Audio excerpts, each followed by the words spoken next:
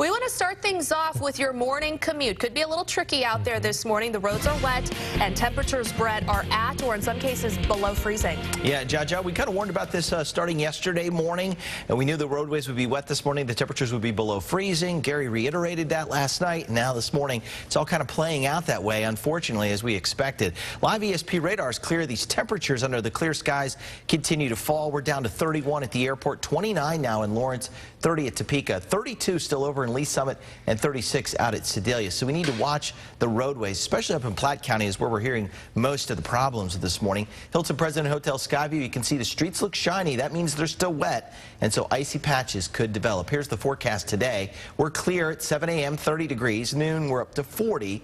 So after 9 a.m., we should get rid of the problems with any kind of slick spots. And this afternoon, we're up to 46 by 3 o'clock. The evening commute will be a lot easier than the morning one this morning. Coming up, a look at the long holiday weekend. We've got the details in a few minutes. All right, Brett, thank you. 6 o'clock exactly. Let's go to Lauren Nicole right now with time-saving traffic. Lauren, any black ice out there?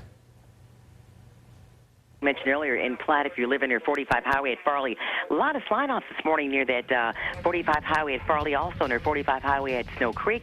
Here's I-35 northbound past 67. We had an earlier wreck, as you can see. It's clear. That's always a good thing. That right lane was blocked earlier, but I guess the cars got off okay with no injuries to either drivers. That was a 3-car wreck, by the way. That's a check of your time-saving traffic. I'm Lauren Nicole.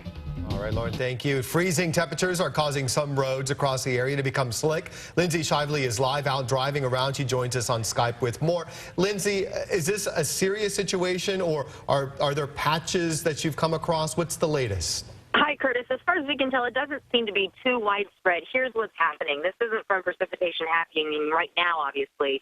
This is because some of the streets that are still wet from rain that's happened the last day or two, because temperatures are starting to fall, the wet streets right now are quickly going to become kind of dangerous. The National Weather Service has sent a report out saying they're just starting to receive reports of froze and black ice in some spots. That's that ice that you cannot see until you're right up on it. So this is a deceiving danger this morning. So just be careful where you are. We're up in the Northland. We're getting up on I-35.